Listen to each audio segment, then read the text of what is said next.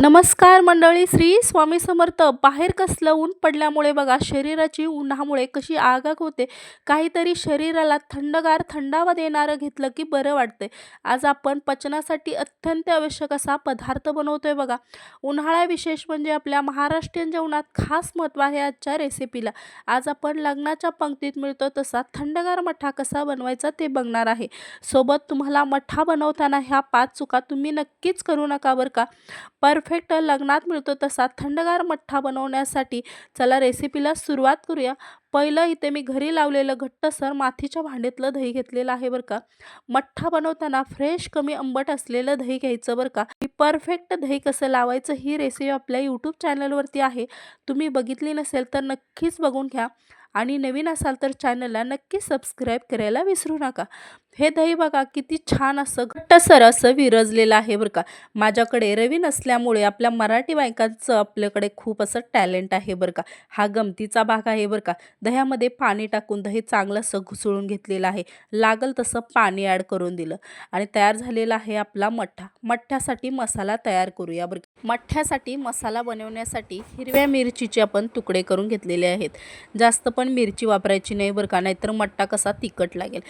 एकच हिरवी मिरची घेतलेली आहे आणि पुदिन्याची पानं 15 भर घेतलेली आहेत. कोथिंबीर टाकून बारीक आपण खलबत्त्यामध्ये चेचून घेतलेलं आहे. हे सर्व बारीक चेचल्यामुळे कसं मठ्ठा छान दिसायलाही छान दिसेल आणि मठ्ठ्याची चवही छान लागेल बरं का. इथे सर्व मसाला आपण बारीक खलबत्त्यातला चेचून घेतलेला आहे. टिप्स नंबर 2, लग्नाच्या पंक्तीतील मठ्ठ्यासारखी चव येण्यासाठी जिरा आणि ओवा हलकासा गरम करून बारीक करून घेतला.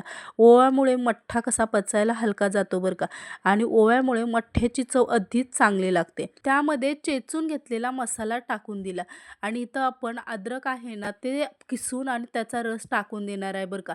अद्रक जर आपण चेचून घेतलं तर दातामध्ये ते अद्रकचे तुकडे येतात. त्याच्यामुळे अद्रक असं किसून त्याचा रस काढून टाकायचा. त्यामुळे मठ्ठ्यामध्ये अद्रकचा रस सर्वत्र पसरला जातो आणि मठ्ठ्याची चव अशी वेगळी लागते बरं का. आपण इथे अर्धा चम्मच मीठ टाकलेलं आहे. सेंदूई मीठ आहे बरं का. ते टाकून चांगलं मिक्स करायचं. सेंदूई मिठामुळे मठ्ठ्याची चव खूप छान अशी लागते बरं का. अर्धा चम्मच इथे मी साखर वापरलेली आहे. मठ्ठ्यात साखरेचा वापर फक्त दह्याचा आंबटपणा संतुलित करण्यासाठी करायचा आहे बरं का. मठ्ठ्यात जास्त साखर झाली की गोड लागतो आणि मठ्ठा पिताना मजा येणार नाही बरं का. त्यामुळे मठ्ठा जास्त गोड करायचा नाही. इथे आपला थंडगार असा मस्त लग्नाच्या पंक्तीतील मठ्ठा तयार झालेला आहे बरं का. वरून मी थोडंसं चेक करून बघितला, थोडंसं मीठ कमी असल्यामुळे पुन्हा मी मीठ टाकून दिलेलं आहे.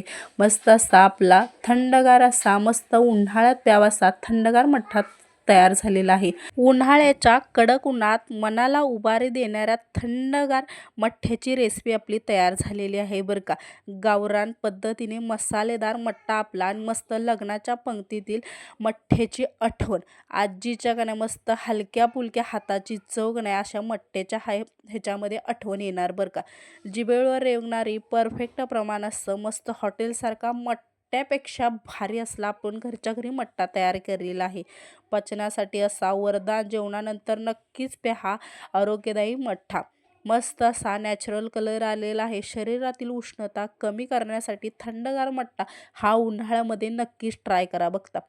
झटपट आणि पौष्टिक फक्त 5 मिनिटात बनणारी मस्त अशी एनर्जेटिक आजची ही मठ्ठ्याची रेसिपी तुम्हाला जर आवडली असेल तर सर्वांनी की नाही जाता जाता चॅनलला लाईक आणि शेअर आणि सबस्क्राईब करायला विसरू नका. चला तर मग भेटूया पुन्हा अशाच एका नवीन छानशा व्हिडिओमध्ये. तोपर्यंत सर्वांनी उन्हाळ्याची काळजी घ्या. मस्त खा, स्वस्त राहा आणि निरोगी राहा. तोपर्यंत धन्यवाद. Bye bye. भेटूया पुन्हा एका छानशा व्हिडिओमध्ये. तोपर्यंत पटकन जाता जाता चॅनलला सबस्क्राईब आणि लाईक करायला विसरू नका. एक छानशी कमेंट नक्की करा.